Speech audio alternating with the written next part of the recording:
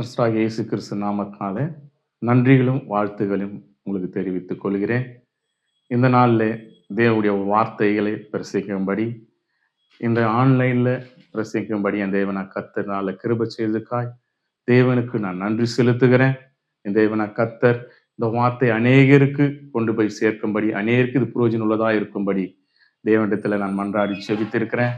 ஆவியானவர் இது அநேகருக்கு பிரயோஜனம் உள்ளதா மாற்றுவார் என்று நான் விசுவாசிக்கிறேன். அதுக்கு முன்பாக ஒரு 3 பேருக்கு நன்றிகளை தெரிவிக்க நான் பிரயாசப்படுகிறேன். முதலாவது ஆண்டவராகிய இயேசு கிறிஸ்துக்காக நன்றிகளை நான் தெரிவிக்கிறேன். ஆண்டவர் என்னை ரட்சித்து ஊழியக்காரனாய் மாற்றி இந்த இடத்துல கொண்டு வந்து நிறுத்துவதற்காய் நான் தேவனுக்கு மனதார நன்றிகளை தெரிவித்துக் கொள்கிறேன். இரண்டாவது என்னுடைய மனைவிக்காக, என் மனைவி அவங்களுக்கு நான் அநேக துரோகம் செய்தும், என்ன எப்படி சொல்லணும்னா, அவங்களுக்கு நான் அநேக கஷ்டங்களை துன்பங்களை கொடுத்தும் என்னை நேசித்து நான் பாவத்தின் வழியில் இருந்தபோது என்னை மீட்டு கொண்டு வந்து தேவனிடத்தில் ஒப்படைத்து விட்டு தேவன் என்னை எடுத்து பயன்படுத்தும்படி நான் இந்த இடத்துக்கு நின்றுக்கிறேன்னா அதுக்கு காரணம் என் மனைவி. அவங்க இப்ப இல்லை, மரித்து போயிருக்கிறாங்க. ஆனாலும் அவங்களுக்கு நான் நன்றி தெரிவித்துக் கொள்கிறேன். அவங்க மூலியமா நான் தேவனை பற்றி கொள்ள எனக்கு ஒரு வழியை காட்டி இருக்கிறாங்க. அதுக்காக நான் அவங்களுக்கு நன்றி தெரிவித்துக்கிறேன். மூன்றாவதாக என்னுடைய தகப்பன் ஹென்றி ஜோசப் ஐயாவுக்காக, தலைமை போதகர் ஹென்றி ஜோசப் ஐயாவுக்கு நான் நன்றி செலுத்துகிறேன். ஏன்னு கேட்டீங்கன்னா, எங்க மனைவி கொண்டு வந்து அந்த ஆலயத்துல விடும்போது ஒண்ணுமே தெரியாது, எனக்கு பாட தெரியாது, படிக்க தெரியாது, எதுவுமே தெரியாது, ஒண்ணுமே தெரியாது. ஒரு மண்ணு மாதிரி எடுத்து வந்து எங்க மனைவி கொண்டு வந்து எங்க ஐயா கிட்ட கொடுத்து உருவாக்குன்னு சொல்லும் போது என் தகப்பன் என்னை உருவாக்கி ஒரு ஊழியக்காரனா இன்னைக்கு நிலை நிற்கிறேன்னா அதுக்கு காரணம் ஹென்றி ஜோசப் ஐயா. அவருக்கு மனதார நான் நன்றிகளை தெரிவித்துக் கொள்கிறேன். இன்னொருத்தருக்கு சொல்ல நான் மறந்துட்டேன். யாருன்னு கேட்டீங்கன்னா, எங்க சைனி அம்மாவுக்கு நன்றி செலுத்துகிறேன்.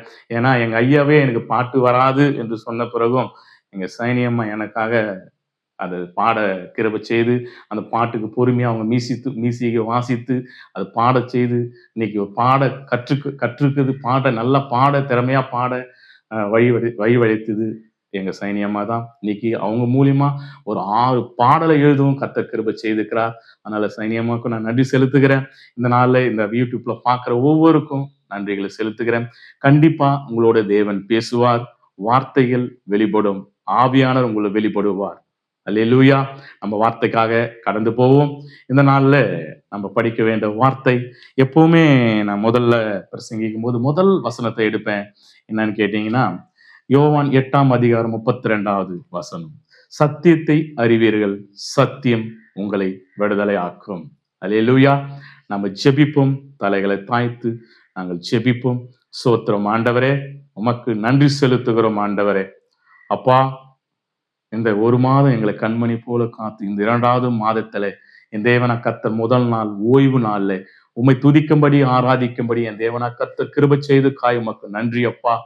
இந்த நாளில் ஆண்டவரே, நம்முடைய வார்த்தைகளை ஆண்டவரே அப்பா இந்த ஆன்லைன் மூலியமாய் ஆண்டவர் வெளிப்படும்படி என் தேவனா கர்த்தர் கிருபை செய்து காய் உமக்கு நன்றி செலுத்துகிறோம் ஆண்டவரே.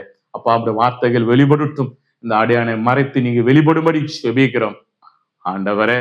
அப்பா, என் தேவனா கர்த்தர் வார்த்தைக்கு எதிராக செயல்படுற வான மண்டல பொல்லாத சேனைகளை நர்சுவாகிய இயேசுவின் நாமத்தினாலே கடிந்து வெளியேறும்படி செபிக்கிற ஆண்டவர். தடைகளை உடைத்து போடுகிற இருதயத்திலிருந்து வார்த்தைகளை எடுத்து போடாதபடி என் தேவனா கர்த்தர் கிருபை செய்வீராக ஆண்டவரே. இது கேட்கிற ஒவ்வொரு வார்த்தையின் இருதயத்தில் கிரியை செய்வீராக ஆண்டவர். ஒவ்வொரு 100, 30, 60 பலன் தர உதவி செய்யுங்கப்பா. வல்லமை வெளிப்படட்டும், ஆவியானவர் பேசுவீராக.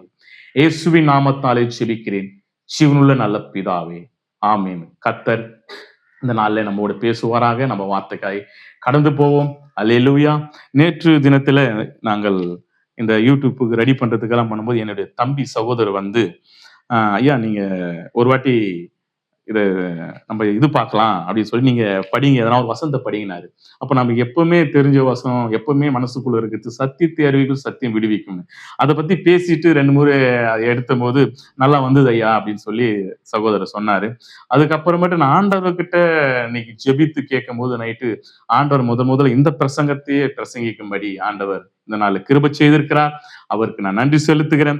கண்டிப்பா ஆண்டவர் உங்களோட பேசுவாராங்க. அல்லேலூயா. இன்னைக்கு நம்ம பேச போற வார்த்தையை சத்தியத்தை குறித்தான்.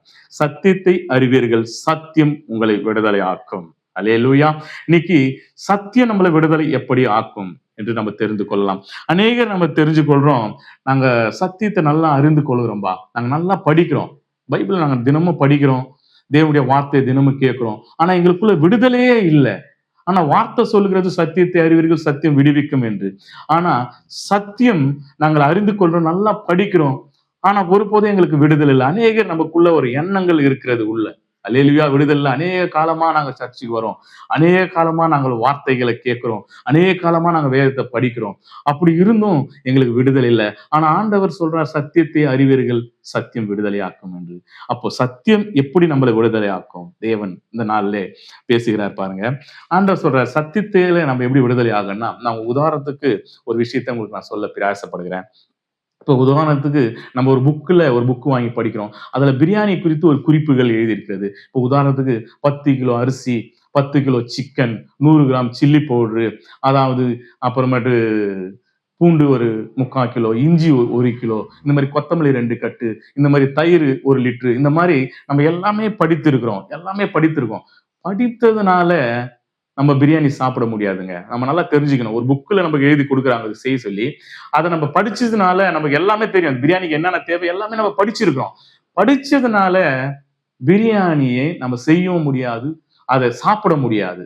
அப்போ பிரியாணி எப்படி செய்யணும்னு கேட்டா, நம்ம படிச்சத செய்யும் போது, அரிசி எவ்வளவு போட்டுக்கிறாங்க அதை பார்த்து கரெக்டா செய்யும் போது, தண்ணி எவ்வளவு கொடுத்துக்கிறாங்க அதை பார்த்து கரெக்டா செய்யும் போது, அது செய்து முடிச்ச பிறகுதான் அந்த பிரியாணியை நம்ம புசிக்க முடியும். அப்ப எழுதி இருக்கும் போது புசிக்க முடியாது, அதை செய்யும் போதுதான், அது எழுதுகிறத பார்த்து நம்ம செய்யும் போதுதான் அந்த பிரியாணியை புசிக்க முடியும். சேம் தேவனுடைய வார்த்தையும் அப்படித்தான். நம்ம படிக்கிறதுனால விடுதலை ஆகாது, அதை படித்து அதன்படி நம்ம கீழ்ப்படிந்து நடக்கும் போது, அந்த வார்த்தையை நம்ம கை கொள்ளும் போது, அதை செயல்படுத்தும் போதுதான் தேவன் வார்த்தை மூலியமா விடுதலை கொடுப்பார். சத்தியம் உங்களை விடுதலை ஆக்கும். அப்போ சத்தியத்தை நம்ம படிப்பது மாத்திரம் முக்கியம் இல்லை, படிப்பது ரொம்ப நல்ல விஷயம். படித்து விட்டு விடுவது ஒன்றத்துக்கு பிரயோஜனம் இல்லை. அதை படித்து விட்டு அதன்படி நம்ம கை கொண்டு நடக்கும் போது, அதன்படி நம்ம செயல்படும் போது சத்தியம் உங்களை விடுதலை ஆக்கும். அல்லேலூயா. அப்போ நம்ம சத்தியத்தை அறிந்து கொள்ளணும்னா அதை கை கொள்ளும் போது விடுதலை ஆகும். அப்ப சத்தியத்தை எதுல விடுதலை ஆகுது நம்ம கடந்து நம்ம பார்க்கலாம். அல்லேலூயா. கர்த்தர் நாம மகிமைப்படுவதாக. உதாரணத்துக்கு சங்கீதம் புஸ்தகத்துல 106 சங்கீதம் 12வது வசனத்துல சொல்லப்படுகிறது, அப்பொழுது அவர்கள் அவருடைய வார்த்தைகளை விசுவாசித்து அவருடைய துதிகளை பாடினார்கள். அல்லேலூயா.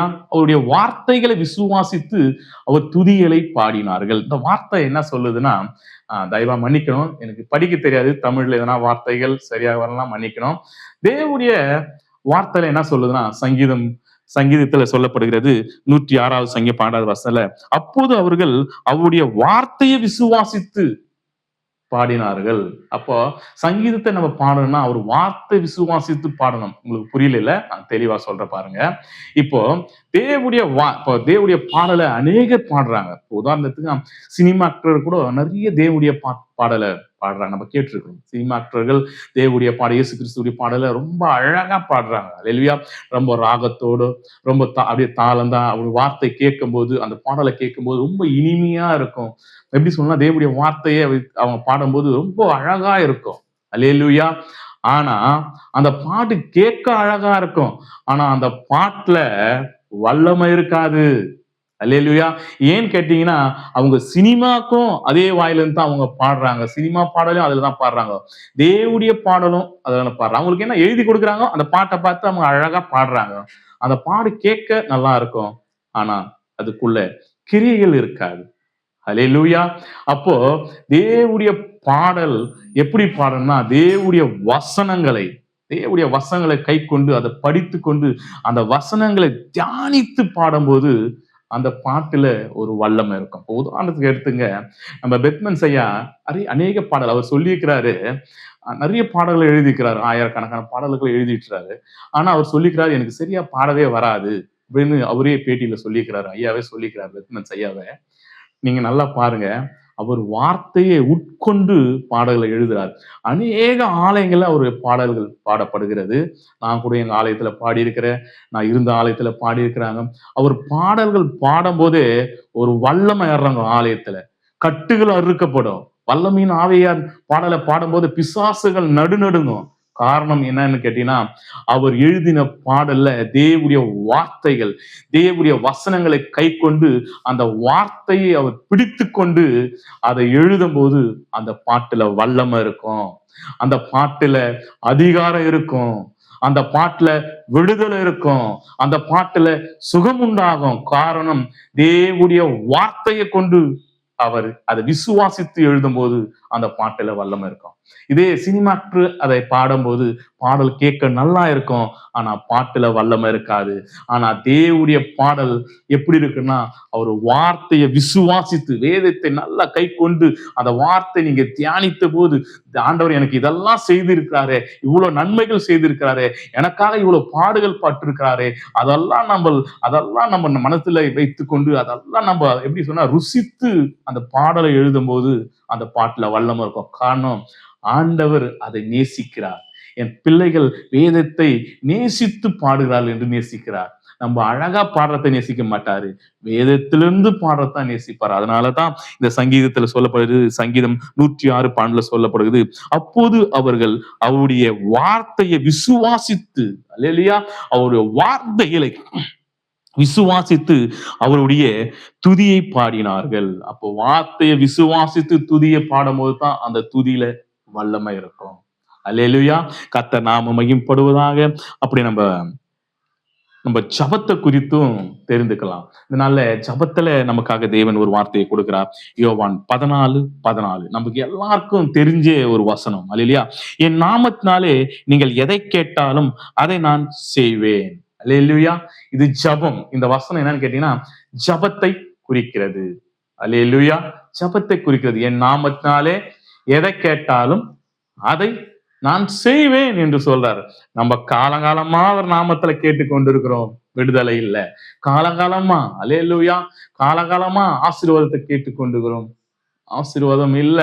நம்ம அநேகர் பார்க்கிறோம், நம்ம ஜெபிக்கிறோம், ஆண்டவர்கிட்ட விழுந்து அழுது ஜெபிக்கிறோம், ஆனா நமக்கு விடுதலை இல்லை. சரீரத்துல பலவீனங்கள், குடும்பத்துல போராட்டங்கள். ஆனா ஆண்டவருங்க சொல்றாரு, என் நாமத்தினால நீங்கள் எதை கேட்டாலும் அதை நான் செய்வேன் என்று கர்த்தராகிய ஆண்டவர் சொல்றார். இந்த வசனத்தை நீங்க சரியா புரிஞ்சு கொள்ளணும்னா, அதே யோவான் 15:7 சொல்லப்படுகிறது, நீங்கள் என்னிலும் என் வார்த்தைகள் உங்களிலும் நிலைத்திருந்தால் நீங்கள் கேட்டுக்கொள்வது எதுவோ அது உங்களுக்கு செய்யப்படும். அப்போ ஜபம், நம்முடைய ஜபம் தேவனிடத்துல போகணும். நம்ம ஜபம் கேட்கப்படணும்னா தேவனுடைய வார்த்தை நம்ம இருதயத்துல இருக்கணும். அதாவது தேவனுடைய வசனங்களை நம்ம படித்து தியானித்து அதன் கை கொண்டு நடக்கும் போதுதான் தேவன் நம்முடைய ஜபத்தை கேட்கிறார். அல்லேலூயா, நான் நிறைய பார்த்திருக்கிறேங்க. எப்படி சொல்லனா, உதாரணத்துக்கு நான் சொல்றேன். இப்போ ஒரு பெரிய பெரிய ஊழியக்காரங்க ஜெபித்து கூட விடுதலை ஆகாது, ஆனா ஒரு விசுவாசி ஜெபித்து விடுதலை ஆகியிருக்கும். காரணம் என்ன கேட்டா, ஊழியக்காரங்க நம்ம எல்லாம் படிச்சுட்டேன்னு சொல்றதுனால அவங்க தேவனுடைய வார்த்தை விசுவாசிக்காம நல்லா ஜெபிப்பாங்க, ஆனா விடுதலை இருக்காது. சில விசுவாசிகள் நல்லா படிக்கவே தெரியாது. நீங்க நல்லா பாத்தீங்கன்னா, நம்ம ஊர்ல எல்லாம் பார்த்து நிறைய பேர் நீங்க பார்த்தா வயசானவங்க இருப்பாங்க, வயசான தாய், வயசான தகப்பன் இருப்பாங்க, அவங்களுக்கெல்லாம் படிக்கவே தெரியாது, ஆனா தேவனுடைய வார்த்தையை விசுவாசிப்பாங்க. நமக்கு கொடுக்கிற போதகர் மூலியமா அவங்க என்ன போதிக்கிறாங்களோ அந்த வார்த்தையை கை கொண்டு அதன்படி நடப்பாங்க. காலையில இருந்து துதிப்பாங்க, சாயந்தரத்துல துதிப்பாங்க, நைட்ல படுக்கும்போது துதிப்பாங்க, ஜெபிப்பாங்க, எந்த நேரம் சோத்தத்தை சொல்லிக் கொண்டே இருப்பாங்க. தேவன் அவங்க விசுவாசத்தை, அவங்க கிரியைகளை அறிகிறார். அவங்க ஜெபிக்கும் போது அங்கே விடுதலை உண்டாகும். காரணம், அவருக்குள் வார்த்தை இருக்கிறது. அல்லேலூயா. அப்போ வார்த்தை நமக்குள் இருக்கும்போது, தேவனுடைய வார்த்தை நமக்குள் இருக்கும்போதுதான் நம்முடைய ஜெபம் கேட்கப்படும். அல்லேலூயா. அப்போ வார்த்தைக்கு முக்கியத்துவம், தேவனுடைய வார்த்தைகள். நான் நினைக்கிறேன், நீங்க வார்த்தைனா படிச்சா மட்டும் இல்ல, படிச்சு அது கிரியை செய்யும் போது, அதன்படி நம்ம கை கொண்டு நடக்கும் போது என் தேவனா கர்த்தர் உங்க ஜெபத்தை கேட்பார். அல்லேலூயா. நம்ம நிறைய பேர் நினைக்கிறோம், தேவனுடைய வார்த்தை நமக்குள்ள எப்படி இருக்குன்னா அதை கை கொள்ளணும், தேவனுடைய வசனங்களை படித்து அதை கை கொள்ளணும். இப்ப போதிக்கிற நானே தேவனுடைய வசனத்தை கேட்டு நான் போதிக்க தெரிஞ்சேன்னா எனக்கு கை கொள்ள தெரியணும். அப்ப கை கொள்ளும் போதுதான் தேவனுடைய வார்த்தைகள் வெளிப்படும். நீங்க வசனத்தை நீங்க நிறைய பாருங்க, நிறைய படிச்சிருப்பாங்க, பைபிள் காலேஜ் படிச்சிருப்பாங்க, நிறைய டிகிரி வாங்கியிருப்பாங்க. ஆனா அந்த வசனத்தை சரியா போதிக்க முடியாது. அல்லேலூயா. ஆனா ஒண்ணுமே படிக்க தெரியாது, ஒண்ணுமே தெரியாது. தேவன மேல விசுவாச நம்பிக்கையில தேவனை பற்றி இருப்பாங்க. வேதத்தை ஆழமா பிரசங்கிப்பாங்க, தேவனுடைய வல்லமையா பிரசங்கிப்பாங்க, அதான் மறைப்பொருள்களை பிரசங்கிப்பாங்க. காரணம் என்னன்னு கேட்டா, அவங்களுக்குள்ள தேவனுடைய வார்த்தை இருக்கும், தேவன் மேல விசுவாச நம்பிக்கை, பயந்து வாழ்கிற வாழ்க்கை இருக்கும். அல்லேலூயா. அப்போ அவங்க வார்த்தைகளை வல்லமையா பிரசங்கிப்பார்கள். அப்போ தேவனுடைய வார்த்தை யாருக்குள்ள இருக்கிறதோ அவங்க ஜபம் தான் கேட்கப்படும். நான் நிறைய வாட்டி பார்த்துக்கிறேன். நாங்க பிசாசு ஓட்டுற ஊழியங்கிறது, பிசாசு ஓட்டுற ஊழியத்துல சில ஊழியக்காரங்கள் போய் மேல கை வைக்கும், பிசாசு பிடிச்சவங்க மேல கை வைக்கும் போது எட்ரா கைய மேல இருந்துன்னு சொல்லும் பிசாசு. காரணம் என்ன கேட்டா, அவங்களுக்குள்ள தேவ வார்த்தை இல்ல. அதனால பிசாசு நல்லா இருந்துப்பான், இவனுக்குள்ள தேவ வார்த்தை இல்ல. தேவ வார்த்தை இல்லைன்னா தேவனுடைய வல்லமை இருக்காது, தேவனுடைய வரங்கள் இருக்காது. கையை எடுறான்னு சொல்லும் பிசாசு. அல்லேலூயா. அதே தேவனுடைய வார்த்தை உள்ள மனுஷன் போய் கை வைக்கும் போது அவனுக்குள்ள அதிகாரம் இருக்கும், அவனுக்குள்ள தேவனுடைய வரங்கள் இருக்கும். பிசாசு நடுங்கும், கிட்ட போகும்போதே அது கிட்ட வராத எனக்குள்ள எரிச்சல் உண்டாகுது என்று சொல்லும். ஏன்னா தேவனுடைய வார்த்தை. அல்லேலூயா. பிசாசு ஓட்டினா கூட தேவனுடைய வார்த்தை நமக்குள்ள நிலைத்து இருக்கும் போதுதான் பிசாசு எதிர்கொள்ள முடியும். அல்லேலூயா.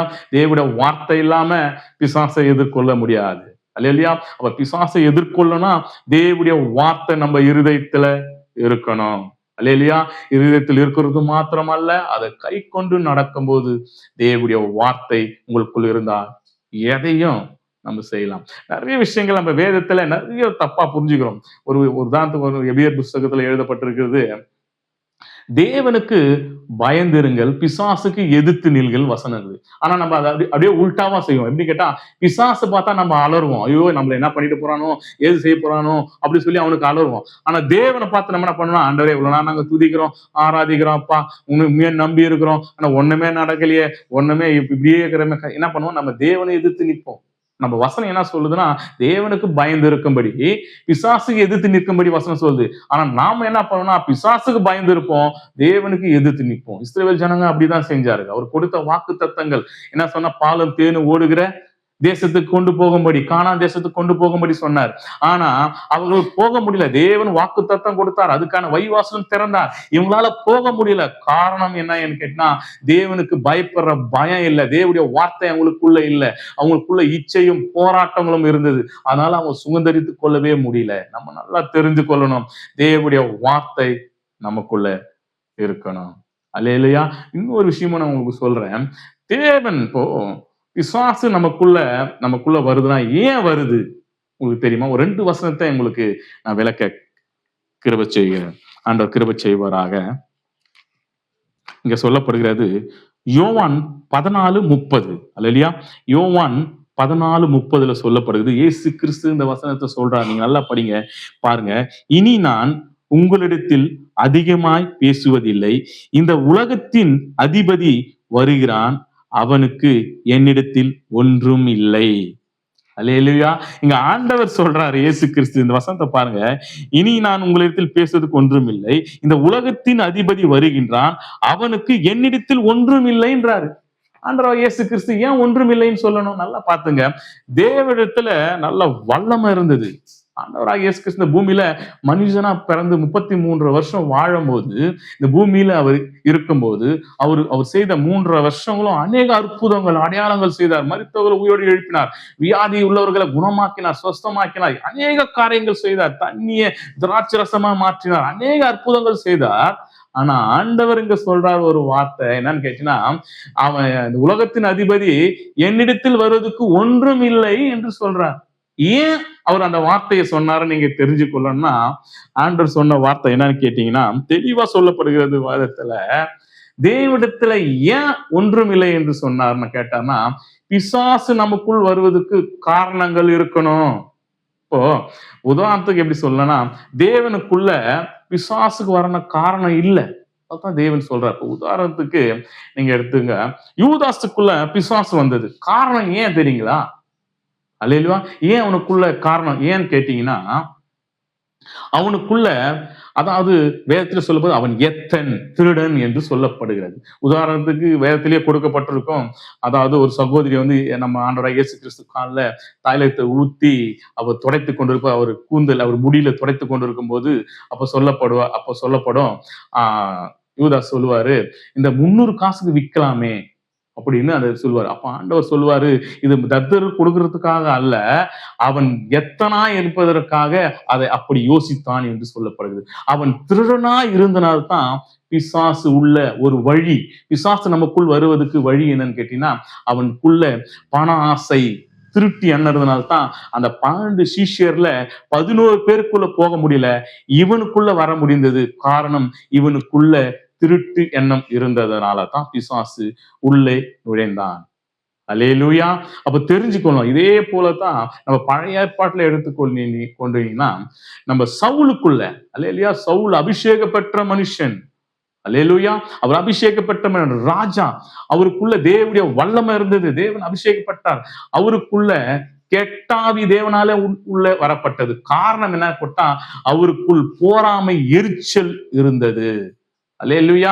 தாவீதுக்கு சவுலுக்கு 1000, தாவீதுக்கு 10,000 சொல்லும் போது அவருக்குள்ள ஒரு எரிச்சல் உண்டாயிற்று. அல்லேலூயா. எனக்கு கீழே இருக்கிறான், நான் ராஜா, இவன் சாதாரண ஒருத்தன், இவனுக்கு 10,000 சொல்றாங்க, எனக்கு 1000 சொல்றாங்கன்னு சொல்லிட்டு அவனுக்குள்ள ஒரு எரிச்சல் இருந்ததுனால பிசாசு உள்ள வர வகையாய் இருந்தது. அதனால்தான் ஆண்டவர் சொல்றாரு, என்னிடத்தில் அவன் என்னை அவன் வசனத்தில் சொல்லப்படுகிறது, என்ன சொல்லப்படுகிறானா, இந்த உலகத்தின் அதிபதி வருகிறான், அவனுக்கு என்னிடத்தில் ஒன்றும் இல்லை. ஏன்னா தேவனிடத்துல எரிச்சல் இல்லை, போராமை இல்லை, தேவனிடத்துல கோபம் இல்லை, மற்றவங்களை அழிக்கிற எண்ணம் இல்லை. அதனால அவன் உள்ளே வர முடியாது. அதனால தான் சொல்றார் தேவன், என்னிடத்துல அவனுக்கு வருவதற்கு ஒன்றும் இல்லை. அல்லேலூயா. நம்ம ஒன்றும் இல்லாத இருந்தோம்னா, தேவனுக்கு பயந்து நம்ம இருந்தோம்னா, பிசாசு நமக்குள் வரமாட்டான். அதனால்தான் இன்னொரு வசனமும் சொல்லப்படுகிறது. எபிசியர் புஸ்தகத்துல 4ஆம் அதிகாரம் 27வது வசனத்துல சொல்லப்படுது, பிசாசுக்கு இடம் கொடாமல் இருங்கள். என்னது? பிசாசுக்கு இடம் கொடாமல் இருங்கள். அப்போ பிசாசுக்கு நம்ம இடம் கொடுத்ததுனாலதான் நம்ம பிசாசு நமக்குள்ள வருகிறான்.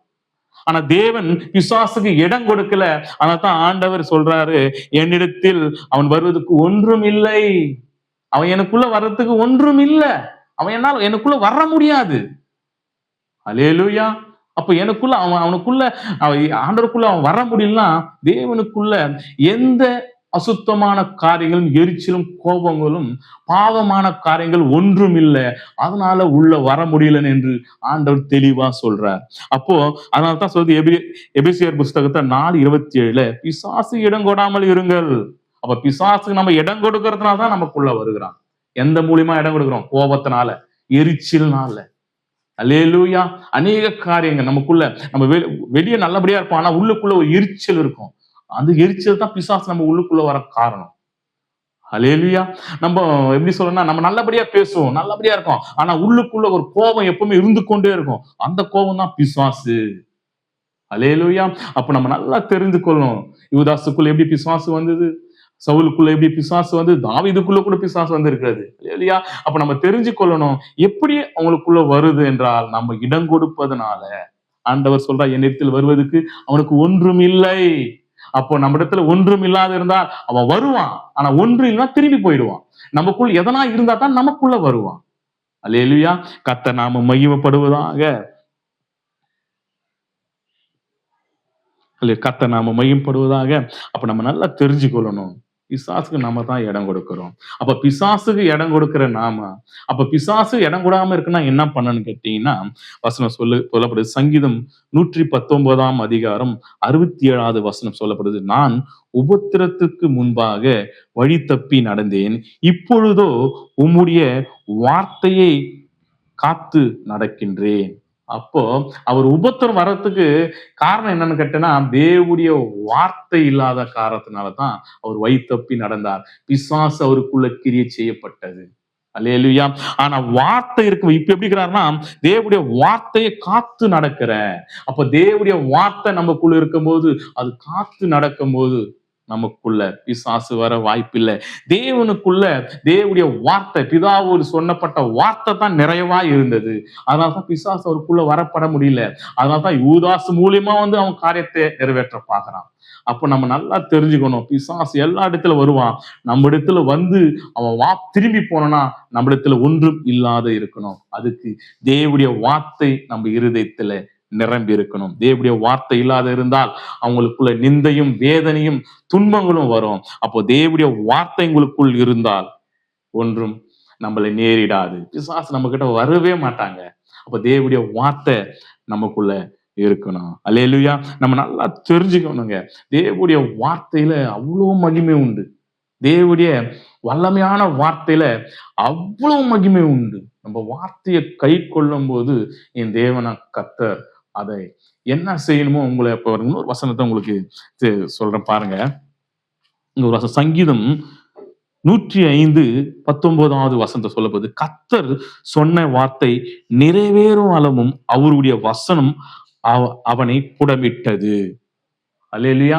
கர்த்தர் நமக்கு ஒரு வார்த்தை கொடுத்தார்னா, நீங்க தேவனுக்கு பயந்து இருந்தால், தேவனுடைய வார்த்தைகளை நீங்க கை கொள்றவர்களா இருந்தால், அந்த வார்த்தை, தேவன் கொடுத்த வார்த்தை நிறைவேற அளவுக்கும் அந்த வார்த்தை நம்மளை புடமிட்டு கொண்டே இருக்குமா, நம்மளை சரி செய்து கொண்டே இருக்குமா.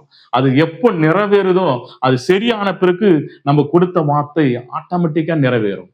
அப்போ தேவனுடைய வார்த்தை நீங்கள் விசுவாசித்தால், தேவனுடைய வார்த்தை நீங்கள் கை கொள்ளும் போது, தேவன் வார்த்தைப்படி நீங்க நடந்து கொள்ளும் போதுதான் தேவன கர்த்தர் அந்த வார்த்தை உங்களை புடமிட்டு உங்களை சரி செய்து நிலை நிற்க வைக்கும். அல்லேலூயா. அப்ப நம்ம நல்லா தெரிஞ்சுக்கணும், வார்த்தைக்கு முக்கியத்துவம் கொடுக்கணும். அந்த வார்த்தை நான் சொன்னேன் பாத்தீங்களா, நம்ம ஜெபிக்கணும்னா கூட தேவனுடைய வார்த்தை இருந்தா தான் ஜெபம் கேட்கப்படும். நம்ம ஆராதிக்கணும், தேவனை துதிக்கணும்னா கூட தேவனுடைய வார்த்தை நிரம்பி இருக்கிறவங்க துதிக்க ஆராதிக்கும் போது தான் தேவனுடைய வல்லமை வெளிப்படும். அப்போ எல்லா விஷயத்துக்கும் வார்த்தை தான். நம்ம பிரசங்கிக்கணும்னாலும் தேவனுடைய வார்த்தையில தான் பிரசங்கிக்க முடியும். தேவனுடைய வார்த்தை இல்லைன்னு நம்ம தேவையில்லாதான் பேச வேண்டியதா இருக்கும். தேவனுடைய வார்த்தை தான் தேவனுடைய வார்த்தைகளை பிரசங்கிக்க முடியும். தேவனுடைய வார்த்தை அநேகருக்கு கிரியை செய்யும். தேவனுடைய வார்த்தை அநேக கட்டுகளா இருக்கும். தேவன் இன்னொரு விஷயம் சொல்ல நான் பிரயாசப்படுகிறேன். நீங்க நல்லா பாருங்க, நம்ம குறுநிலி குறித்து நம்ம வேதத்துல பார்த்திருக்கிறோம். குறுநிலி என்ன பண்றாருன்னா, தேவனை பத்தி அறியாத ஒரு மனுஷன், அவர் புறஜாதி மனுஷன். வேதத்துல பாத்தீங்கன்னா குறுநிலி என்ற நபர் கிறிஸ்துவர் அல்ல, அவர் அந்நிய ஜாதி, அவர் புறஜாதி. அவர் ஆண்டவரை பத்தி அறிந்து கொண்டு, ஆண்டவராகிய இயேசு கிறிஸ்து அறிந்து கொண்டு அவர் என்ன பண்றாருன்னா நல்ல காரியங்களை செய்யறார். 3 நாளைக்கு மேல அவர் உபவாசம் இருக்கிறாரு. அந்த உபவாசம் இருக்கும்போது தேவ தூதர்கள் இறங்கி, உன் தான தர்மம் கேட்கப்பட்டதுப்பா, உன் ஜெபம் கேட்கப்பட்டதுப்பான்றாரு. அப்போ இவரு அவர்கிட்ட சொல்றாரு, ஆண்டவரே நான் ஆண்டவரை பத்தி நல்லா தெரிஞ்சு கொள்ளணும், ஆண்டவரை வார்த்தையை நான் புரிஞ்சு கொள்ளணும்னா பேதுரு ரெடி பண்றாரு ஆண்டவர். அல்லேலூயா. இவர் சொல்றாரு, பேதுரு இந்த இடத்துல பேதுருக்குட்டியும் போய் சொல்றாரு, இந்த இடத்துல குறுநிலிக்கு இந்த மாதிரி வார்த்தையை பிரசங்கிக்கணும் பேதுருக்குட்டியும் சொல்றாரு, இங்க குறுநிலிக்கிட்டே சொல்றாரு பேதுரு வருவார் என்று. அப்ப தேவன் 2 பேர்ட்டு சந்தித்து தேவனுடைய வார்த்தை பிரசங்கிக்கிறதுக்காக, தேவனுடைய வார்த்தை எவ்வளவு முக்கியம் பாருங்க, தேவனுடைய வார்த்தையை குறுநிலிக்கு சொல்றதுக்காக அங்கிருந்து பேதுரு வராரு. பேதுரு வந்த உடனே அவர் ராஜா பேதுரு காலில் விழுறாரு. தேவனுடைய வார்த்தையை அவர் சொல்றாரு, நான் தேவன் அல்ல அப்படின்னு சொல்லிட்டு, தேவன் ஒருவர் தான் நீங்க இது பண்ண சொல்லிட்டு கொண்டு போயிட்டு தேவனுடைய வார்த்தையை பிரசங்கிக்கிறார். அப்ப அங்க இருக்கிறவங்க எல்லாம் புறஜாதி மக்கள் தேவனுடைய வார்த்தையை வாஞ்சையா கேட்கிறாங்க. அல்லேலூயா. அப்ப என்ன நடக்குதுன்னு கேட்டீங்கன்னா, தேவனுடைய வார்த்தை கேட்ட அனைவர் மேலேயும் பரிசுத்த ஆவியானவர் இறங்கினார் என்று வேதத்துல இருக்கும். அல்லேலூயா. அதாவது நீங்க நல்லா பாருங்க, அங்க இருந்த அனைவர் மேலும் பரிசுத்த ஆவியார் இறங்கினார்னு இருக்காது. தேவனுடைய வார்த்தைய வாஞ்சையா யார் கேட்டார்களோ அவர்கள் மேல அனைவர் மேலையும் பரிசுத்த ஆவியானவர் இறங்கினார். அப்போ தேவனுடைய வார்த்தைகளை நீங்கள் வாஞ்சியா கேட்கும் போதுதான் பரிசுத்த ஆவியானவர் இறங்குவார். அல்லேலூயா. அப்போ நம்ம பரிசுத்த ஆவியை பெற்றுக்கொள்ளனாலும் தேவனுடைய வார்த்தையே நம்ம இருதயத்தில் இருக்கணும், அந்த வாஞ்சை நமக்குள்ள இருக்கணும். உதாரணத்துக்கு கிரியில்லாத விசுவாசம் செத்தது, நமக்குள்ள விசுவாசம் இருக்கிறது, விசுவாசம் தான் நம்ம சர்ச்சுக்கு போறோம், தேவனை துதிக்கிறோம், ஆராதிக்கிறோம், பிரயோஜனம் அல்ல. அப்ப கிரியை இருக்கணும். நம்ம ஏன் ஆலயத்துக்கு வரோம்? தேவனை பத்தி தெரிந்து கொள்ள. அப்ப தேவனை பத்தி நம்ம தெரிந்து கொண்டா அதன்படி நம்ம கை கொண்டு நடக்கும் போது அது கிரியை உண்டாகும். அப்ப தேவன் நம்மளை விடுவிப்பார். அல்லேலூயா. அப்ப சத்தியத்தை அறிவீர்கள், சத்தியம் உங்களை விடுதலையாக்கும். அப்போ சத்தியத்தை நீங்க அறிந்து கொண்டாதான், படித்தால் அல்ல, அறிந்து கொண்டால்தான் சத்தியம் உங்களை விடுதலையாக்கும். அல்லேலூயா. அப்ப நம்ம நல்லா தெரிந்து கொள்ளணும், சத்தியத்தை நம்ம நல்லா அறிந்து கொள்ளணும். அல்லேலூயா. அப்ப சத்தியத்தை நீங்க நல்லா தெரிந்து கொள்ளும் போது நீங்க ஆராதிக்கிறீங்க, துதிக்கிறீங்க, சத்தியத்தை நல்லா அறிந்து கொள்ளுங்க. அறிந்து கொள்ளு, அதுபடி கீழ்ப்படிந்து நடந்து கொள்ளுங்க. உங்களுக்கு தெரியலன்னா தேவனிடத்துல கேளுங்க. ஆண்டவரே இது எனக்கு புரியல, நான் நிறைய விஷயங்களை தேவனிடத்துல கேட்டு தான் கற்றுக்கொண்டேன். எப்படி கேட்டா எனக்கு படிக்கவே தெரியாது, ஒண்ணுமே தெரியாது. அல்லேலூயா. வேதத்தை பத்தி ஒண்ணும் தெரியாது, படிக்க தெரியாது, துதிக்க தெரியாது, ஜெபிக்க தெரியாது, எல்லாம் எதுவுமே தெரியாது. இன்னைக்கு தேவன் என்னை உருவாக்கி நிக்க வைத்திருக்கிறார்னா நான் அவர் வார்த்தை விசுவாசித்து நான் கிரியை உள்ளவனா இருந்தனால தான் தேவன் என் வார்த்தைகளை ஆழமா பிரசங்கிக்க தேவன் கிருபை செய்கிறார். ஜபத்துல வல்லமே கொடுத்திருக்கிறார், பாட்டுல வல்லமே கொடுத்திருக்கிறார். காரணம் என்னன்னு கேட்டீங்கன்னா, தேவனுடைய வார்த்தை நம்ம இருதயத்துல நிலைத்திருக்கணும். அல்லேலூயா. அப்ப நம்ம நல்லா தெரிஞ்சுக்கணும், இந்த நாள்ல தேவன் நம்மோடு பேசி இருக்கிறார். நான் விசுவாசிக்கிறேன், இந்த நாள்ல இந்த கேட்ட வார்த்தை கேட்ட அனைவரோட தேவன் பேசியிருப்பார் என்று. இனிமே நம்ம தேவனுடைய வார்த்தைக்கு முக்கியத்துவம் கொடுத்து ஒரு வார்த்தையை கை கொள்ளும்படி நம்ம ஜெபிப்போம். அல்லேலூயா. கர்த்தர் நாம மகிமைப்படுவதாக. நம்ம ஜெபிப்போம். தேவன் அற்புதங்களை செய்கிற தேவனா இருக்கிறார். ஆண்டவரே உமக்கு நன்றி செலுத்துகிறோம் அப்பா. அப்பா, அந்த ஓய்வு நாளிலே, இந்த கால வேளையில அப்பா உம்மை துதிக்கும்படி ஆராதிக்கும்படி கிருபை செய்ததுக்காய் ஸ்தோத்திரம். உடைய நாம மகிமைப்படுத்துறதுக்காய் ஸ்தோத்திரம் அப்பா. நீர் வெளிப்பட்டதுக்காய் ஸ்தோத்திரம் ஆண்டவரே. உடைய வார்த்தை கொண்டு இந்த நாள்ல வார்த்தை குறித்து நீர் பேசியதுக்காய் ஸ்தோத்திரம் ஆண்டவரே. அப்பா உடைய நாமம் மகிமைப்பட்டதுக்காய் ஸ்தோத்திரம் ஆண்டவரே. அப்பா உமக்கு நன்றி செலுத்துகிறோம். இந்த நாள்ல இதை கேட்டுக்கொண்டுகிற ஒவ்வொருவரையும் கரத்துல ஒப்பு கொடுக்கிற ஆண்டவரே. அப்பா நான் வேதத்துல வாசிக்கிறேன் ஆண்டவரே. அப்பா வார்த்தையை சத்ரு எடுத்து போடுகிறான் என்று ஆண்டவரே. அப்பா அவனுக்கு தெரிந்திருக்கு ஆண்டவரே, இந்த வார்த்தை உங்க இருதயத்தில் இருந்தால் அது கிரியை செய்யும், அது 60, 100, 30 பலன் தரும் என்று அவன் எங்கள் இருதயத்தில் இருக்கிற வார்த்தைகளை எடுத்து போடுகிறான். அந்த வார்த்தை எங்களுக்குள்ள கிரியை செய்யும்படி, அந்த வார்த்தைப்படி நாங்கள் கை கொண்டு நடக்கும்படி, அந்த வார்த்தை கொண்டு நாங்கள் பிசாசிடத்தில் ஜெயம் எடுக்கும்படி, அந்த வார்த்தை கொண்டு ஆண்டவரே எங்க பலவீனத்திலிருந்து நாங்கள் ஜெயம் எடுக்கும்படி, அப்பா அந்த வார்த்தை கொண்டு ஆண்டவரே வியாதியிலிருந்து ஜெயம் எடுக்கும்படி ஆண்டவரே என் தேவனா கர்த்தர் கிருபை செய்வீராக. ஆண்டவரே இந்த வானத்துல ஆண்டவரே பூமிக்கும் கொடுக்கப்பட்ட அந்த வெளியேற்பட்ட வார்த்தை எங்களுக்கு கூட கிரியை செய்யட்டும் ஆண்டவரே. ஆவியானவர் எங்களோடு பேசுவதற்காய் ஸ்தோத்திரம் ஆண்டவரே. இந்த நாள் ஆண்டவரே உடைய வார்த்தை கொண்டு ஆண்டவரே இந்த பிள்ளைகளை நான் ஆசீர்வதிக்கிறேன். பிதா குமாரன் பரிசுத்த ஆவி நாமத்தால இந்த நாள் இந்த வார்த்தை கேட்ட ஒவ்வொருவரையும் ஆசீர்வதிக்கிறோம்ப்பா. இந்த வார்த்தையின்படி கீழ்ப்படிந்து நடக்க நீங்க கிருபை செய்யுங்க. என் தேவனா கர்த்தர் நடத்தும்படி மன்றாடி செபிக்கிறோம்ப்பா. நான் இயேசுவின் நாமத்தாலே செபிக்கிறேன் ஜீவனுள்ள நல்ல பிதாவே, ஆமீன். அல்லேலூயா. பிதாகிய தேவனை சோத்தரிப்போம். சோத்திரம் சோத்திரம் சோத்திரம். கர்த்தராகிய இயேசு கிறிஸ்து சோத்தரிப்போம். சோத்திரம் சோத்திரம் சோத்திரம். நம்ம ஆளுகிற பரிசுத்த ஆவியானவரை சோத்தரிப்போம். சோத்திரம் சோத்திரம் சோத்திரம். நம்ம ஒன்று சேர்ந்து சொல்லுவோம். என் ஆத்துமாவே கர்த்தரை சோத்தரி, என் முழு உள்ளமே பரிசுத்த நாமத்தை சோத்தரி. என் ஆத்துமாவே கர்த்தரை சோத்தரி, கர்த்தர் செய்த சகல உபகாரங்களும் மறவாதே. ஆமென். அல்லேலூயா. ஆசீர்வாதத்தை நம்ம பெற்றுக்கொள்ளலாம். கர்த்தராகிய இயேசு கிறிஸ்துடைய இரக்கமும் பிதாவுடைய அன்பும் பரிசுத்த ஆவியுடைய அந்நிய ஐக்கியமும் சகா காலமும் இயேசு கிறிஸ்து வருகவில்லையும் சமாதத்தோடு ஆசீர்வாதத்தோடு எப்போதும் உங்களோடும் என்னோடும் தங்கியிருப்பாராக. ஆமென். God bless you. கர்த்தர் உங்களை ஆசீர்வதிப்பாராக. ஆமென்.